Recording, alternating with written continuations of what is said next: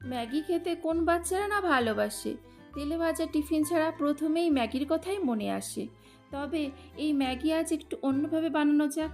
এই ম্যাগিটা ছোটদের পাশাপাশি বড়দেরও বারে বারে খেতে ইচ্ছা হবে। রান্না শুরু করার আগে সব সবজি কেটে ম্যাগিটা সিদ্ধ করে নিতে হবে। এবার কড়াইতে তেল দিয়ে প্রথমে পেঁয়াজ কুচিটা ভালোভাবে ভেজে একে একে কুচানো আলু, গাজর, বিনস ও ক্যাপসিকাম দিয়ে কিছুক্ষণ ভাজার পর স্বাদ মতো লবণ ও হলুদ দিয়ে টমেটো কুচি, লঙ্কা কুচি দেওয়ার পর কিছুক্ষণের জন্য ঢাকা দিয়ে রাখবো। ঢাকা খুলে ধনেপাতা কুচি আর আগে থেকে সেদ্ধ করা ম্যাগি দিয়ে ভালোভাবে মিশিয়ে নেব। শেষে ম্যাগি মশলা ছড়িয়ে দিলেই রেডি ভেজিটেবল ম্যাগি। আপনারা বাচ্চাদেরও স্কুলের টিফিনে বানিয়ে দিতে পারেন এই স্বাস্থ্যকর ও পুষ্টিকর ম্যাগি।